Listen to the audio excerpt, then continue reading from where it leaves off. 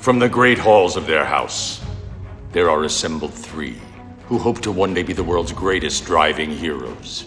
Created from the cosmic legends of the universe comes our team captain, the Vision, Bill Fisher, and their soon-to-be Wonder Woman, Vicky Fisher, and our Captain Marvel and head flight trainee, Jennifer Scripchuk. Their mission: to fight injustice, share what is right and wrong, to get you out of your house and come out racing with them and serve all mankind. They are the Garage Heroes in Training Team. Welcome to the Garage Heroes in Training podcast. I'm going to be the only host this episode because everybody else is sick, or I don't know, they ditched me. Anyway, we have a guest that we met on track. He is the super touring director for NASA Northeast. He races in ST-4 with one former guest, Miss Jackie, and former coach of ours, Miss Jackie. And we're going to talk all things NASA, STTT, and all those little dash numbers, because I realized we never talked about that in the past, and we've never actually understood it. It's like we refer to it as the Rosetta Stone. We just need what to know. Like, is 4 better than 3, or is 3 better than 4? Anyway, I've babbled enough. Nobody's here to stop me. Welcome to the podcast, Griffin Gamcsik. Thank you, Bill. Appreciate it. Been looking forward to this for a long time, so I'm glad you have me on. You really should aim higher, sir. You really should. You want me to try it again? I can try again. No, you're stuck with me now. We're here. All right, we're in it. You've listened to enough of these podcasts to know that we are not good at introductions. So what did I miss? So, let's see. So I am the NASA Super Touring Director for NASA Northeast. I've been in the motorsport world probably since 2007 or 2008. Started doing track days in 2010 with my street car, which is now what I actually race with. So I am the final owner of that car. I'll stand by that statement. And, just motorsports has been a passion of mine from a little kid, with Matchbox cars to watching NASCAR on TV. Anything and everything with 4 wheels and a steering wheel, I'm probably interested in it. And we can't blame you for that. It's not too much. So what car is you racing now? So I am running a BMW E36 M3 in NASA ST4. So run in NASA ST since I did comm school in 2021. Ran ST5 for a few years, which is little mild bolt-ons, not a lot of power, and then moved up to ST4 last year, and with a huge field, and I got taken to school quite a lot. It's much more fun to race against a bunch of people because pretty much whatever level you are at within the field, there's always somebody about the same, and then that's the most fun because otherwise you're just lapping around, and that's no good. Exactly. Well, it's still fun, but it's not as much fun as it could be. All right, so you've been doing this for a good bit. You should be able to get some pretty clear answers. What do you think? Goals and dreams, bucket list items, could be a track, could be a series, could be a car, could be, getting on the Garage Heroes and Training podcast. Check. No, I'm just kidding. That's checked off. Oh, yeah, see, done. What do you think? So I have a huge bucket list, obviously all racers do, but I'd love to drive in terms of tracks. I'd love to drive Sebring at one point. Okay. Haven't made it down to Florida yet. It's just an iconic track. The bumps, the different change, it's incredible. And also, I've actually never been to Europe internationally. I've always just been to American tracks. So I'd love to go to the Nürburgring just as a bucket list to drive on. I don't think I'm gutsy enough to actually race on it. So yeah, that could be trouble. They'd ride on the wrong side of the road there, right? I'm just kidding. Just kidding. You have to go on the left. Yeah, exactly. Just pass on the left. It'll be fine. It'll be fine. What could go wrong? Nothing ever goes wrong on the Nürburgring. Just check the internet. Check YouTube. There's nothing ever going on there. So as far as your racing goes, what would you classify as your skills? Because some people are really good at the driving. Some are good at data. Some are good at mechanical. Some, like me, not good at mechanical. Although Vicky's making me learn. But, what do you think? So I would say first, I'll agree with you. I'm not the most technically inclined. I'm not with the mechanicals, so I have support from Hugh at High Speed Motorsports. Mhm. He's been a coach to me, and he always has my back, especially if I try to fix something and then I kind of look at him. He's like, just let me do Yeah. it. So I'm with you on that. In terms of racing, every race that I drive, I figure out something that I could have done, better. So with that said, I think in terms of knowing what people are going to do before they do it, so the Mhm. racecraft side of things, my one lap pace isn't there yet. I hope to change that this year with a little more power. But Yeah, the you racecraft cheater, of, you. yeah, the racecraft side of things, kind of Okay. knowing that, the over unders, I just love doing those so much just because it's just the adrenaline rush that comes from that. Yeah, the one thing that we were surprised when we started getting into this a little deeper was the racecraft carries over to the road so well because you'll be It driving does. and like our daughter is just about to get her license with more practice. And I'll be like, "You see that car?" And she's like, "Yep." I'm like, "No idea. They have no idea that we're here." What makes you say that? I'm like, "Just wait." And the car will proceed to cut me off in like 5 minutes. And you can just tell they're That's itching what happens. Yeah. they're itching to cut me off and they don't see me and don't care. Right. Anyway, Miss Vicky's favorite question, which I cannot get around asking, she always is wondering if the guests have a racing philosophy or perhaps a mantra that they say before they go out, or some tip or trick that they would provide to a friend who's trying to get into it. You can take this pretty much anywhere you want to go. Great question. The one thing that I regularly say is, pardon my dog. um, my True. saying is, I think he has something to say, um, is just have fun. Life's too short. If you're able to be on a racetrack, you don't think about anything else. You don't think about the stresses of life, work, or anything. You are with your car and the track and some other people, but just have fun. If you're not having fun, how can you have fun? Because there should be a way to do it. And that's just have fun is my mantra every single day I'm at the track. And don't wait to install your turbo or your, big brake Correct. kit or whatever. Just go. Yes. Yep. Okay. So part of the reason we started the podcast was to help people get started, and part of the reason we started the podcast was to help people get better. So as far as you personally getting started, what was it that was keeping you from starting?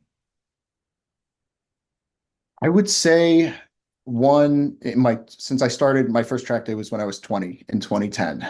So the fun side of things, I think I did everything I could to drive on track. It's just I couldn't do it as regularly as I can now. Hmm.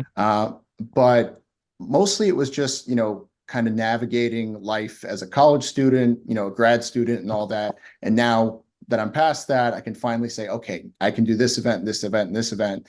And because of that, I'd say more than half of my friend group that I talk with on a daily basis, they're somehow connected with motorsport. And, I'm sure you can relate. It's like a huge track family. And I think a lot of people can understand that. And when you talk outside of the family, their eyes usually roll over because they're like, "What are you talking about?" Why do they do that? I I don't don't know. understand. I don't know. Some of the stuff that we think is the most basic little thing that's like, "Oh, everybody knows this." They have not a clue. But that's Yeah. okay. That's okay. They're still fun. We'll keep them. Yeah. Okay. So we have, I think our first HPDE might have been with NASA Northeast, and you're associated with NASA Northeast and the ST and um, side of the world, but we've never actually gone through the different racing series. We talked a lot about the NASA HPDEs at the various Mhm. organizations we've gone to, and non-NASA as well. So let's just pretend that one person listening. Well, let's pretend that one person is listening, but that's a different story. Let's pretend that one person listening doesn't know what ST or TT stands for. So what is this gibberish that we talk about so easily? So NASA Super Touring, we go by ST. It's a racing series with many different levels, and it's a power to weight series. Hmm. So there's a lot of classes that are power to weight these days. Yep. This one in particular allows all makes and models, and it's not just a straight power to weight class where you can run whatever tire size. There are different restrictions in certain classes, and it's meant to balance, a car with a really good chassis setup to one that might be on the back foot, but it brings them on the same playing field, and it really makes for interesting racing. Whereas maybe a car has a lot of straight line speed, whereas another one will, get you down in the corners all the time. It really makes it for really good racing. Mm-hmm. All right. And then the difference between an ST and a TT, in case people see that or aren't familiar. So the only difference between those two is ST is we are wheel to wheel racing. So we're racing for position, and TT, you're racing against a stopwatch. I've done both. I love doing both. Mm-hmm. Time trial gives you a little extra time over the weekend with less cars, and you Mm-hmm. can kind of fine tune if you're struggling, getting your lap times down. You can kind of figure out where, that time is in the TT session. So, Mm-hmm. a lot of us racers, we both do ST and TT over the course of a weekend. Right. Right. Part of the reason that we go through all the jargon, and sometimes we'll even do a Dominic with Dawson on jargon, is we kept looking for autocross in the SCCA, and we couldn't Right. find anything. All they had was the solo thing, and we're like, we're not good enough to drive by ourselves yet. We need to. Right. So Right. sometimes the assumption that people understand what we're talking about is flawed, much like Right. my driving. But that's a different story, and not part of this podcast. That's another day. So historically, how did these two get started? Were they like kind of original to NASA, or were they kind of brought in later? And So good question. So with what is now known as super touring, years ago it was known as performance touring. So it was PT. This was back in the early 2000s. We're all production cars, most of us, unless you're in a really higher class. And a lot of just club racers that want to, hang out on a weekend and go racing with whatever they have. And then it kind of developed into, okay, we're going to take this a little more serious. And then once around like mid 2000s, late 2000s, people started showing up with some pretty heavy hitters. They came in with BMWs, Porsches of all types, and, Mhm. and it kind of grew to where it is today. And it's not just BMWs and Porsches, but Right. just as an example. Right. So for ST, I know you need a racing license through NASA or approval through NASA. For TT, Right. you do as well? So good question with that. The TT side of things, you do have to go up the HPDE ranks through NASA or to Mhm. have enough experience on track. They will do a checkout ride with you. One of the TT instructors will be there to sign you off. Mhm. And once you're signed off, you're good to go. The main point they want to make is that you're not a liability to others on track. You're aware, doesn't matter how fast you are. If everybody can get clean laps in as fast as they can, perfect. That's the whole goal. Okay, cool. All right, so we're going to focus on ST for most of the rest of this. I might bring in TT a little bit later, but I doubt it. Sounds good. So ST always has a dash and then always has a number. And we are going to figure out with you what these numbers mean. And the part that drives me crazy about racing is sometimes the faster or the better you go, the number gets smaller. And some Right. places it's the exact opposite. And nobody ever says. So I'm like sitting there going, I don't know. Like, is 5 good?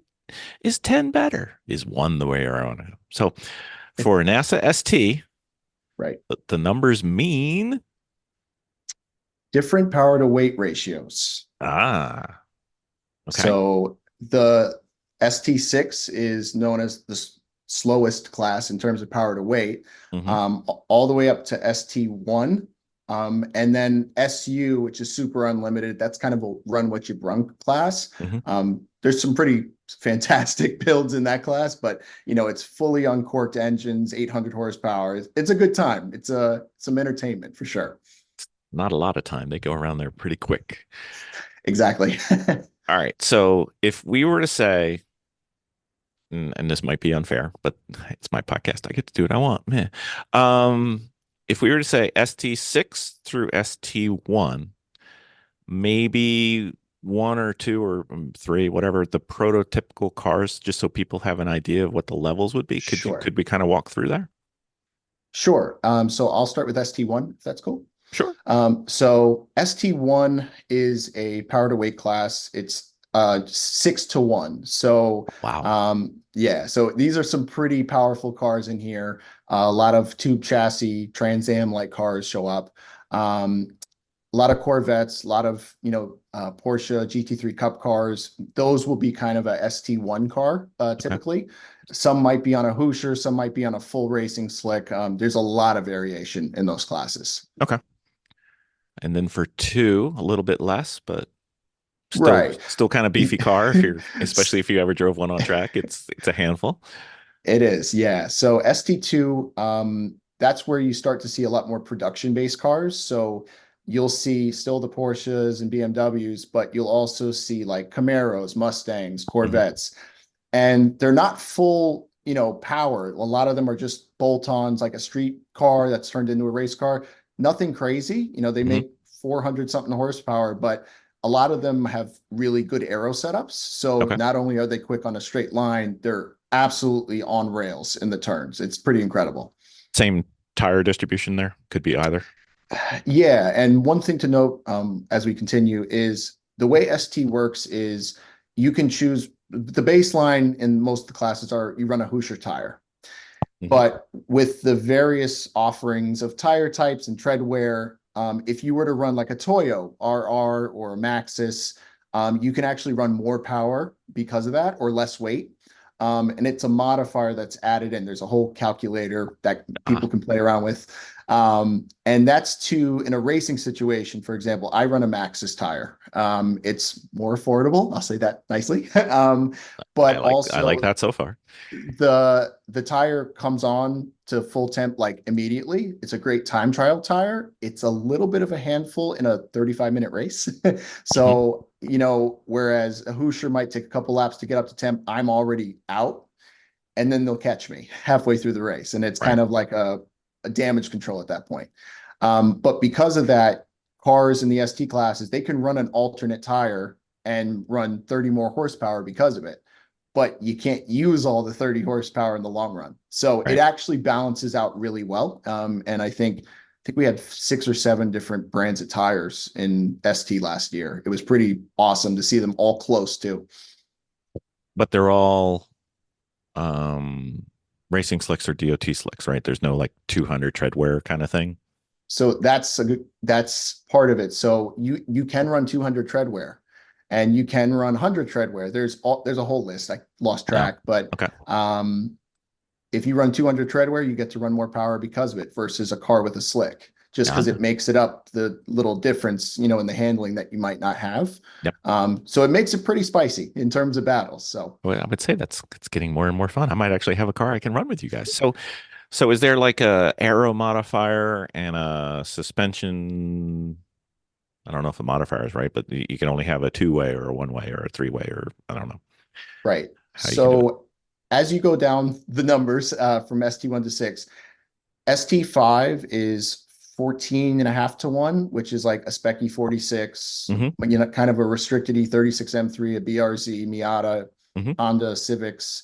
Those classes are a little bit more restrictive. So if you have a big brake kit, you have to add a little bit of weight. Sounds counterintuitive, but there's a reason. They want to keep, the cost down a little bit. It's a very kind of a basic class, but it is so competitive. If you have remote reservoirs, you do have to add some weight because of that, because of the adjustability. But in the end of the day, like all these different setups, they end up doing the same lap times on the track. It's pretty amazing. If you look at the cars, you're like, there's no way they're this close. They actually are. Yeah. But there is a calculator for the new to the series that they could say, I've got this and this and this and see where. Yes. Okay. Yep. All right. So 2 is still pretty fast. Those are kind of high performance sports cars. These are all, I believe, closed wheel, no open wheel, correct? Correct. Yes. Okay. Exactly. Yeah. Okay. So 3 would be a little slower. 4 would be kind of the GLTC for those of the Grid Life friends. Right. Would be kind of the 4-ish. Correct. Yeah. So it is very similar to, GLTC, ST4. The only difference is I think power-wise, ST4 runs a little bit more power. They have some modifiers on their side that, with displacement and all that. But most of us run a little bit stickier tire. I think they're restricted to 200 tread wear. They are. So, that kind of restricts different brands, whereas we have a wide spread, and it's pretty interesting to see, like, I didn't know they made a tire for that, and then they're winning. So Yeah. it makes it, kind of interesting. Because when we first started the team, I was always, full of energy and not so full on knowledge. I had always had this thing like, well, why can't I just have one car that will race in this and this and this and this and this and this? It made sense because all I Right. cared about was racing and going to a certain track, and still mostly series agnostic.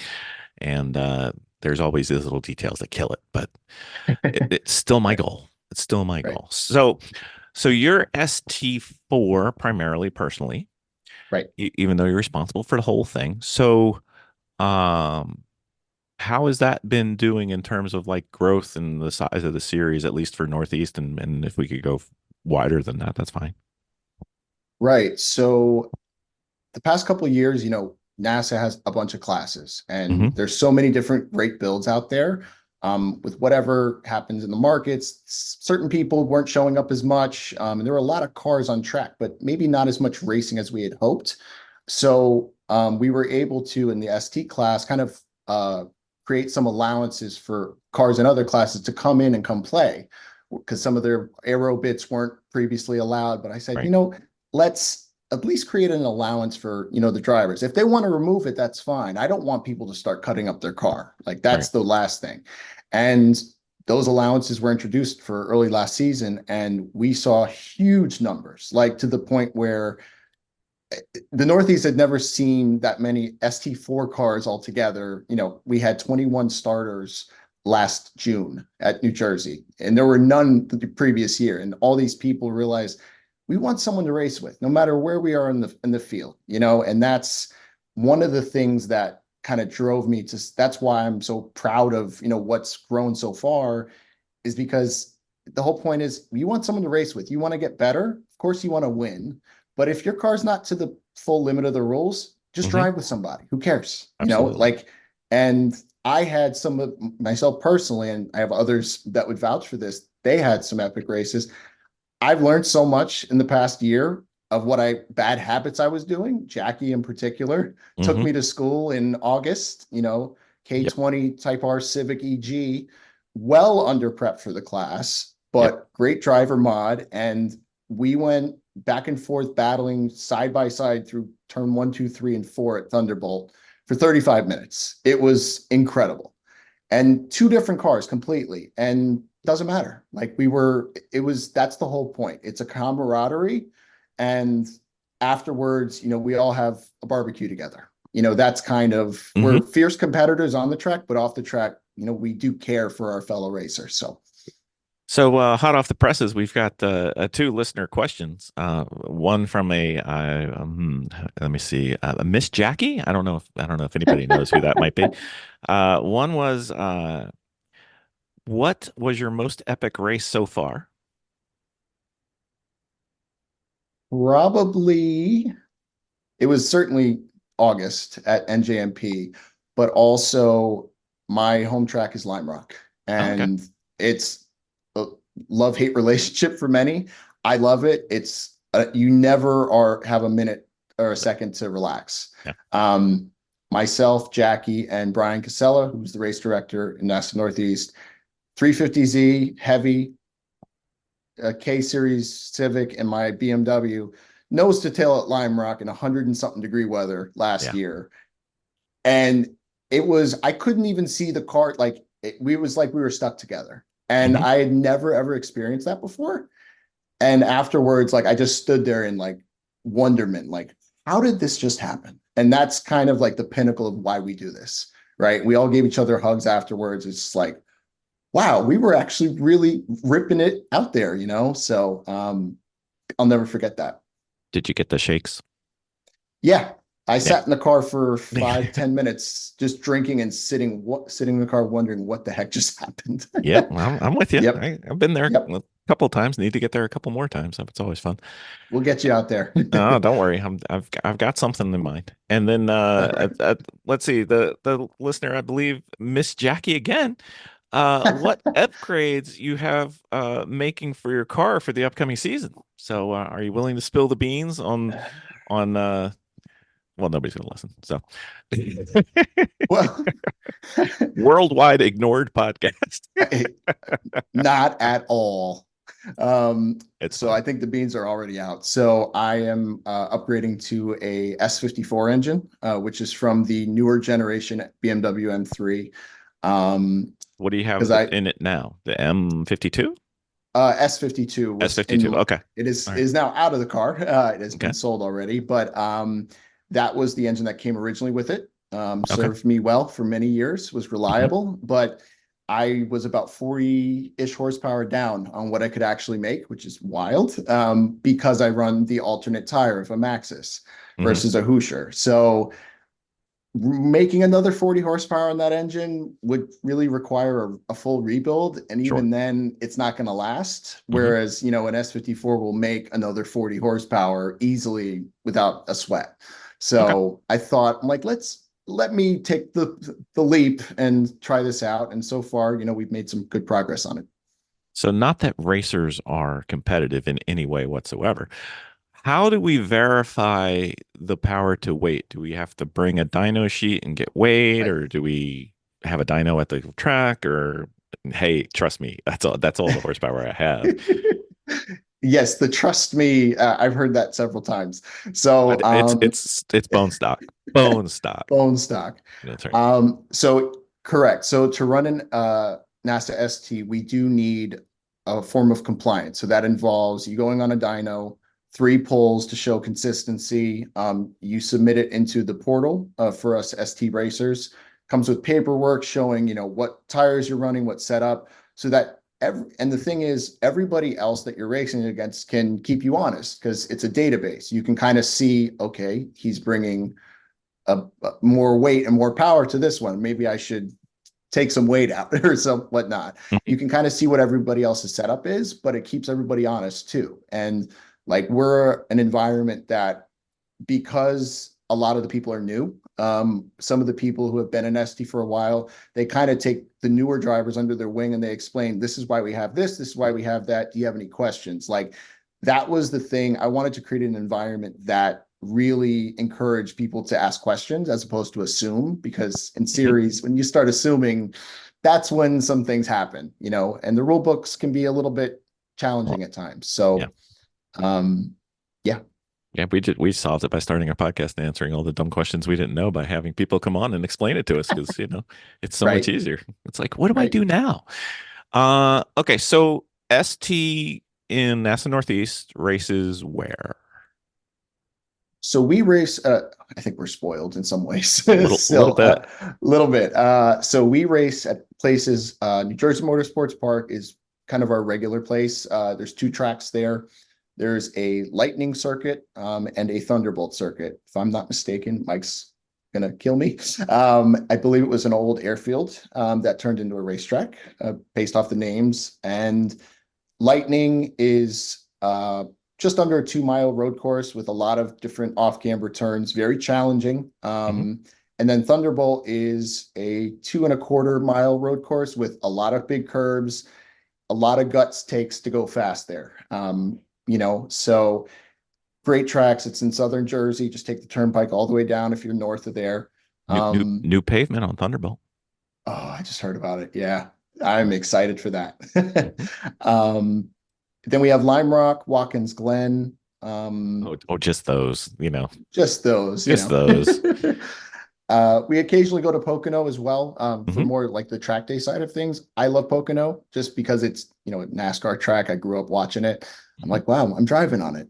But we don't go there as much. Mhm. And yeah, there's a lot of other places like in the area. I don't think we've gone to Thompson in several years, but I personally love that track. It's Mhm. like a huge autocross track the first half, and then it's all guts the second half and Mhm. speed and bumps. So I Yep. love it. I hope to go back there soon. Yep. And then you cross over with Great Lakes at Pit Race in July, Yes. almost always. Yes. I have not And been there yet. It never worked out for me, but that's a bucket list track to go to. sir, I know. that's you've listened long enough. You just have to go like 4 or 5 episodes where you hear us talking about how it's our favorite. You need to go.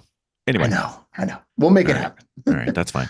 So for those of us who don't live in the Northeast, ST and TT are available at all the NASA sanctioning regions. So pretty much this is available to any race track where NASA runs. Right. And there are some events, with NASA Northeast, Mid-Atlantic, Southeast, and so forth, where they're just DE only events. Sure. But at the race weekends, rest assured you'll have the ST series there. And with the new rules and all that, we're trying to grow it more. And the more the merrier. Exactly. But I didn't want anybody to think that this was a Northeast only kind of thing. So No. if you It's see a or it's a look for NASA, nationwide effort. exactly. Yeah, if you see NASA, as long as there's no spaceships involved, they Right. all should have this. Exactly. So so ST and maybe TT, we could probably cover this. Sure. What is required and what's allowed? Like, is it required to have a containment seat or fire suppression or bolt-in cage or welded-in cage or blah blah blah blah blah? Right. So the ST side, the wheel-to-wheel racing competitive, we are required a roll cage, a weld-in roll cage Mm-hmm. for safety. We have to have a fire suppression system. I personally, as well as other racers, we both have suppression as well as a handheld extinguisher. Okay. Just as backup, can't be too safe. Nope. I have a containment seat. It's not required, but I think by this point, a lot of people have them. Center nets, driver, window nets. Mm-hmm. Obviously, as a racer, you have to have the full equipment, racing suit, neck restraint, helmet, all that good stuff. Mm-hmm. Whereas the TT side of things, it's a little bit more, it's not as intense in terms of the requirements. You don't need a fire suppression. If it's a full race car, though, in my opinion, you should probably have that if you're going at the same speed. And Yes. I think all of them actually do have some form of safety, which, I think that's a great thing because, we do this for fun. We don't want to have a bad day. So, but TT, a lot of street cars show up with license plates, which is pretty cool. Mm-hmm. You could be on track with a Porsche Cup car and you could show up in your new M3 with plates on it. It doesn't matter. It's the experience. Right. And the only reason they can do that is it's not a wheel to wheel. So the goal is not to have cars really close to each other because then you impact the Correct. other lines. So And TT, correct. yeah. Yeah. I didn't want anybody to go, well, I want to do that because that seems, yeah. Right. More safety is better, people playing the home game. Okay. So we've got the performance balanced for the different ST levels. So within a level, there's modifiers or adjustments or Right. whatever rewards, weight or whatever. And so that keeps it so that you can actually have type A. I'm not going to name cars because, people get weird, but type A card versus type B car may be different. Just think of a high horsepower, like a quote unquote, a muscle car versus a lower horsepower, very turny car like a Lotus or a Miata or something. And they may end up doing the same lap time, but they get there a very different way, which I Exactly. think is the coolest part because then you don't get to see like, well, there goes a Ferrari, there goes a Ferrari, there goes a Ferrari. Oh, wait, another Ferrari. Guess what's coming next? Come on, playing the home game. Guess what's next? Right. It's better to have multiple shapes than just different colors in my mind. And I think that's one Right. of the things that attracts me to watching this. And, some people have a predisposition towards, make, model, whatever, and they can root against or for who they wish. Right. Right. So with the ST classes, so there's a lot of spec series out there. And I love watching spec series because it's so entertaining to see a very similar car, go door to door with, someone of another similar car. Yep.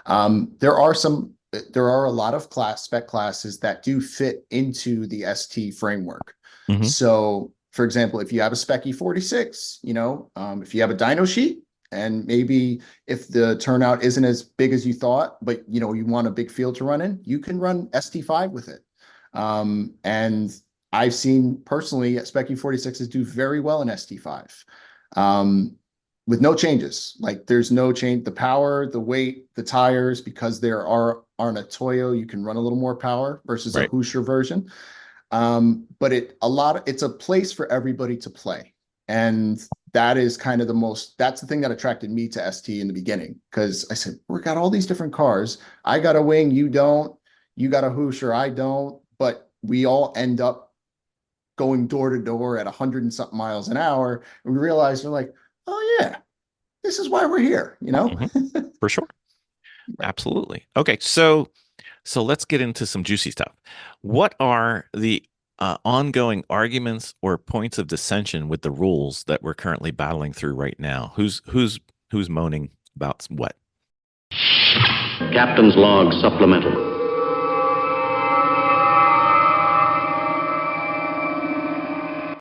So, Bill, guess what? What? We did the Sentinel. We did the Sentinel. We did. We How did we you were like it? You know what? We were talking about the Sentinel. We have. It was great. We understood watching how the Sentinel works, but we finally got it into our car, and I got to tell you, that was really awesome. I was able to see every one of my mistakes. We have hours of them. We have hours of my mistakes, Right. but we have hours of good stuff too, which is awesome. It actually showed us the speed. Did it show us where we were on track? We were streaming it We were streaming it live. for boring billions of people across the world. But it was pretty incredible. Plus, on it, you're able to put your insignia, your logos on your app also, and the clarity was amazing. It was really easy to put in, easier than I thought it was. I know you kept making a big deal out of it. I'm like, it's really not that hard. Until we focused on it, it wasn't too bad. And then we got some help. It was pretty easy. Yeah, it was. It was pretty good. You know what? I like the stream because some of the tracks we go to don't have great cell phone coverage, but it's got a USB stick backup. So I just uploaded the high quality video without the cellular interruption. So if you watched us earlier and said, wow, they got from there to there really quickly, you can watch the real video and see that no, we didn't. It's just a cell phone went out. But yeah. So the learning curve for me, obviously, I'm slightly techno Amish. Slightly. When it comes to the wiring and stuff like that, but we get it in and I love it. We were able to sit there right at the track and watch what we were doing in the car. And that was amazing. Which was good because if you have a problem with your radio, you can tell, if something is going on that you need to know about. Like a couple times we've had cars come in and we didn't know they were broken. And I know it's hard to imagine one of our cars being broken, but whatever. But you can watch the video, and even with the cell phone coverage we had at that particular event, it was like a 30-second delay. So it wasn't bad. And you can compare multiple drivers because you have each of the stints are broken up. So we got to work on not only our driving, but if we wanted to, we could work on our pit stops and see exactly what we do. And there's some things that we need to talk about as a team. And it was pretty good. Like I said, it takes me, once we got the wiring hooked up for the power, I probably could go from an empty shell to a full up setup running Sentinel. I could probably do that in like 20 minutes. So you could literally install it in a car before a race. It's kind of fun. Yeah. And we got to see the driver and the front windshield. And if we want to, we can have three. We can see backwards. Or one of the guys we were going to work with at the upcoming event, he said, could you put a camera on the driver's eyes so we could see what they're looking at? I said, why, yes, I can. Haven't done it yet, but I'll figure it out. I've got time. Well, I love it. All right. Very well. That sounds like I can buy another one then. Woo!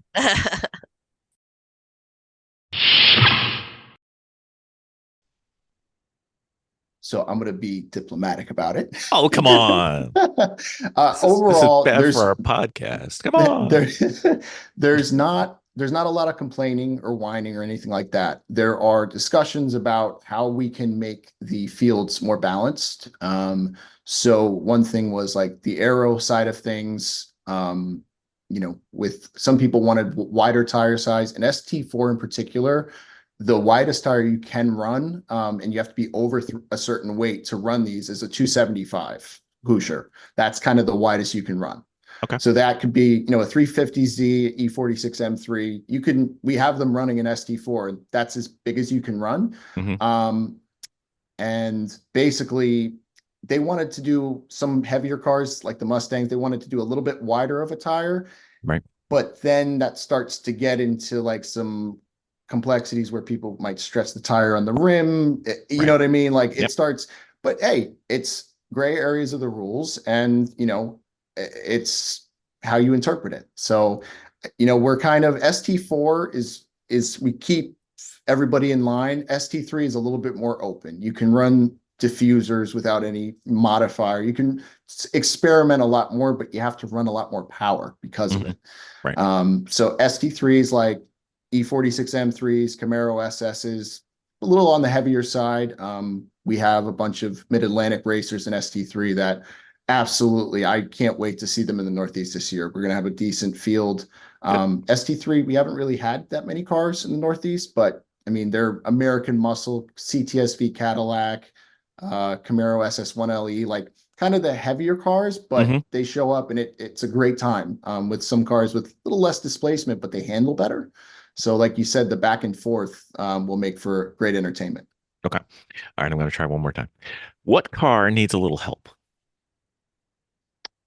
I would say the lower torque cars need a little Okay. bit more help. You know, I would say, horsepower sells cars, torque wins races a lot. But, I think it depends on the track. Every track's different. The Glen, you can probably dominate a little bit more with some power. Whereas at Lime Rock, you don't need that much power. But there isn't really a lot of things that are apparent that need changing. It's just, I would like some of the lower torque cars to get a little more help, at least in the ST4 and ST3 classes. Okay. All right. So I've asked this of Adam multiple times and still haven't gotten a great answer. Adam Jabay from Grid Life. Yes. So you get the you're next in line. Sure. Why do we do power to weight and not torque to weight? Ooh.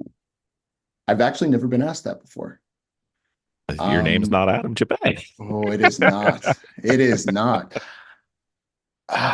So I would say, Bill,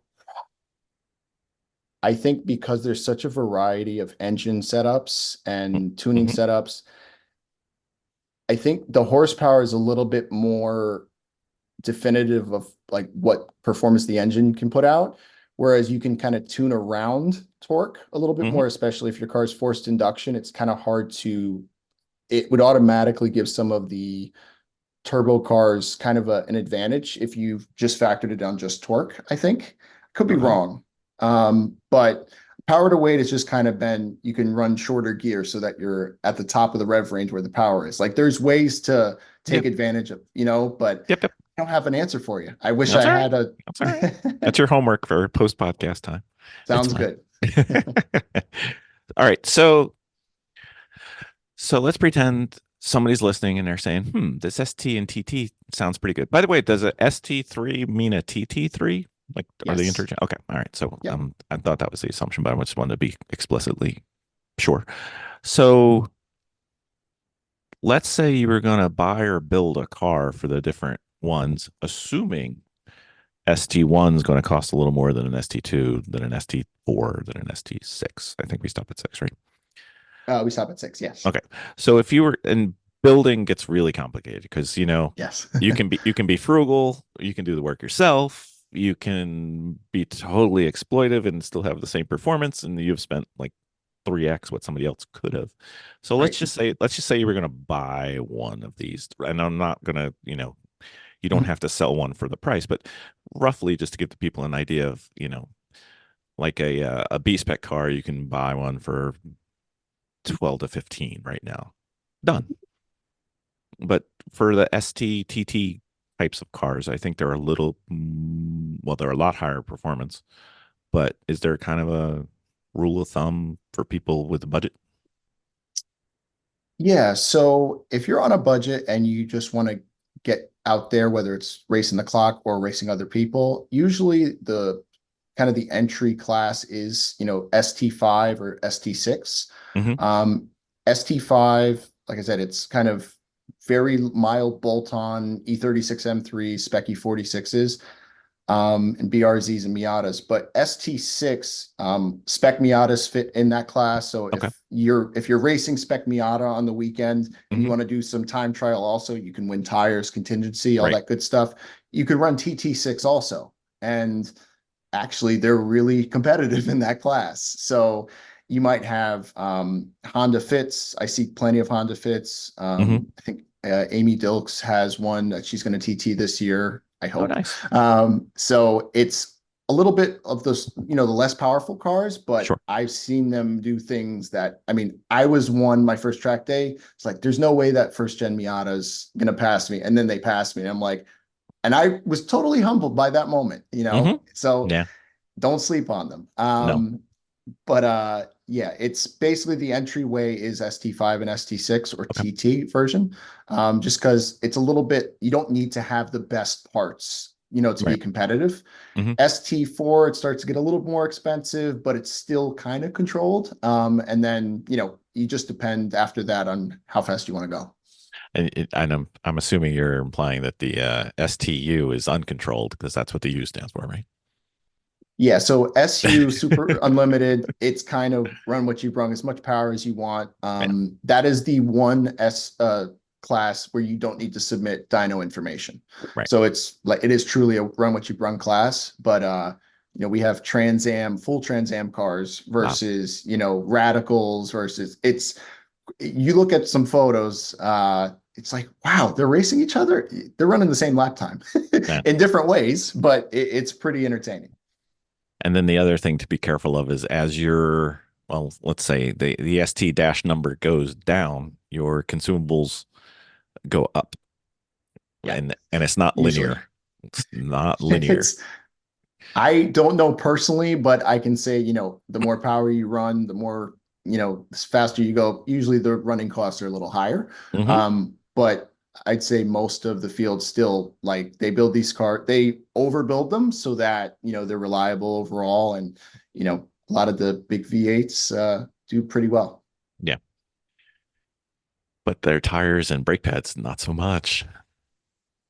Those are definitely, yeah, I'm on a 240, 255 Maxis, which is pretty small. And then I walk over, to some of the ST1 drivers and I'm like, wow, you're on a 345 Hoosier. That's pretty cool. Yeah. And it's like, it's bigger than my foot. I'm like, oh boy, if I had Yeah. that grip, man. Yeah, that's almost another digit onto the price of a tire, but that's a painful story. So if you were in marketing and in charge of the ST group for a NASA organization, purely hypothetical, and somebody said, "Why should I race ST?" What would you say? Off the track, ST probably has the biggest variety of people with backgrounds. Some are business owners, some are, people that own shops, they own corporations, whatever it is. Some people do a desk job. It doesn't matter. Everybody's here for the same reason. And, I try to make sure that it's cars competition and kind of camaraderie all together. So when we're off the track, we're very friendly. Like I said, we're all here to help each other. If we have a question, we're not here to go after somebody. Right. And the helmets go on, we're all competitive, but we truly do care about our fellow racers. And I think on the track, it's probably one of the greatest variety of car setups in the country. And I'll say that strongly because I think in last June, we had 14 cars with different engine and chassis setups, completely different from one another. And they were all neck and neck for the entire race. You had K Series S2000s. There's a J Series V6 S2000 and ST4 Jose. Like these are setups that you'd be like, wow, these are the kind of things like in a Forza Motorsport or something. You're like, yeah, I built that. Well, they're in our class. Mm-hmm. I think it's the greatest variety of car builds you will see. And it's also the people that really, they show up and it gets to the point where I don't really have to help market as much anymore because No. they're helping me for it, Yeah, we always say the race people are the best people because They are. on track they're trying very, very, very hard. butt off, track everybody's friends, and they would literally give you a part to get you on track that is Right. theirs, and it may keep them out of the race, but they'll give it to Right. you so you can get out there. So And funny that you mentioned that. I know Taylor Johnson was from Spec 3 was on your episode last or two ago. He actually saved my weekend last April because I had a cooling issue where my on a BMW, reservoir. what? Yeah, it's rare though, right? Like, yeah, this is so rare. It's just the BMWs that have BMW badges on them. It's fine. So I needed something as simple as a coolant reservoir cap. I had the reservoir. I did not have a cap. Nobody else had a cap. He had a cap. Gave it to me. I was able to finish the weekend because of that. And that's the kind of, and obviously I bought a new one and replaced it, but it's the stuff where they don't think twice. Like they're like, you need it here. We Yep. want you, whatever it takes to get you out there. That's exactly the kind of energy NASA Northeast and NASA in general has. Yep. Because the more people, the more the merrier, honestly. Sure. Yeah. If we didn't want to race other people, we'd be doing HPDEs.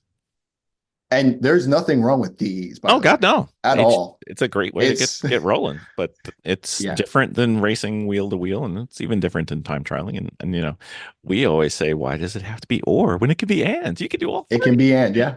Yeah. So. All right. Being a bad podcast host, I did not cover it when we were talking about tires. What do you do in the wet? So I do have a set of rain tires. I have not used them. Well, I mean, you bring them to the track, you won't ever have to use them. It'll be fine. Yeah, there are some at the I did not race at the October Watkins Glen NASA race weekend because I had already kind of parked it for the year to kind of get my current engine setup going.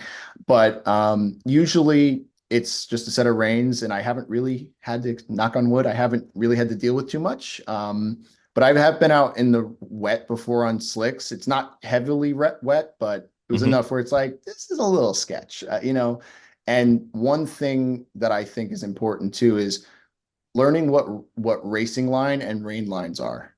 Sure. Not every track has them. And I think that's something that, I know a lot of the DE sessions, they've started to introduce kind of what they are and why it's important. Because if you drive in the regular line that you would in the dry in the rain, there's a lot of rubber down. It's like ice. So it's kind of not all the time, but it's important to know that my car might not stop the same way that it would normally. So maybe going offline is a better way to stop. So that's one thing I learned very early in my DE career because I had a little incident at Lime Rock. And I was going to say, hopefully it wasn't Watkins Glen because it was not. That's unforgiving. It was Lime Rock. It was on slicks and it downpoured in one side of the track, and I didn't know any better and nosed it into the tire barrier. Drove it home, which is interesting. Yeah, that's a win. I'll take it. Yeah, that's fun. So, sir, we have taken up most of your evening, and I would love to get into the Fast and Furious Storytime questions when you come back on for your second time. But just in case, sign me up. Just in case, how do you sign up? All right, I'm gonna give you Jennifer's favorite. Okay, what is your favorite car movie or car from a movie of all time? Oh man. Okay. We're a hard hitting podcast, You really are. Wow. I would probably say the greatest car movie was I would probably say Rush, which is, the Formula One, Niki Lauda, James Hunt. Yep. I knew about their story prior to watching it, and they nailed it down. A lot of times Hollywood kind of makes things a little bit more. They nailed it. And I'm just like, wow, they actually, to a T, they got it done. And I could watch that over and over again. I would say James Hunt was toned down just a little bit from. That's fair. Yeah, that's fair.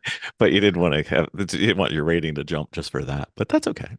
Maybe some of the people wanted to see more of Mr. Helmsworth, but that's okay. All right. Well, we have, I believe we're up to over 50 of those. So we can bother you on those at some point, and we will bother you at the track and say hello to the little puppy. Before we go, any thanks, shout outs, appreciation to the gallery that you'd like to share? Yes, absolutely. So first and foremost, Hugh at High Speed Motorsports in Connecticut. He has helped me, coached me, mentored me the past decade or so. He's put up with me, all my questions. Us too. And he wants everybody to have fun, and that's kind of my mantra as well. Like I kind of fed off of him with that, where he's like, just have fun. Like if you win, great, but you're out there doing something you love. Enjoy it, while you can. And he's absolutely allowed me to do that. Somebody else is NASA Northeast in particular. The Casellas, known them for over a decade now. Yep. They have an utmost passion for the sport that I haven't seen at other organizations. And, they will take the time to make sure that, the end of your weekend is as best as it could be. And final, I'll name drop Mike Wohler from Wind Shadow Photo Studios. And Wife Shadow. And Wife Shadow. I can't forget about Kim. They are good friends of mine, and they were actually on Mike's episode. That was the episode where I really started listening to you guys last year. And I was like, this is great. Like, it's for the grassroots racer, somebody who's been racing. It gives a different perspective. And, that's why I am an avid listener of you guys. So. Uh-oh. Don't tell me you're one of those people who've listened to all of these, because the first ones were really bad. I admit nothing. All right. Very well. All right. So all right. Plans for next season? What are you thinking? Probably will be at the Glen in late April. Okay. With I hope to have my car finished by then. And I'll definitely do a shakedown, but hoping to grow the series more and just bring as many people in my life as I can to the track so that they can get a taste of, what we all love. I think we have an ST-4 car ready. I do. I think we do. What is it? I think we do. Tell me. It's our version of a spec E46, but it's a little bit endurance changed a little bit. So you may get to beat me this year. Maybe it would be a pleasure to have you out there. Well, we will definitely be out at as many NASA Northeast events as we can, and Sure. I have to prioritize my beautiful bride's obsession with getting out of HPD 3, getting through 4, and getting her racing license. So we are focused on her, and I get to play stay home dad while she travels. But I will be there as much as I can. Awesome. Well, it'll be a blast to hang out with you again. So it'll be fun. And bring your puppy, because we love dogs. Actually, mine's floating around here somewhere. He's never been to the track actually in all these years. So I think 2024 is going to change that. So we found that our dog is an HPE dog, but not a race dog. Oh, an endurance race we just don't have enough time for her. Yeah, I could see that. Yeah, it's fun though. So, all right, sir. Thank you for coming on. Thank you, Bill. Appreciate it. No worries. And don't worry about the Fast and Furious questions. They're fine. You don't have to study. Sounds good. Thank you, sir. Have a good night.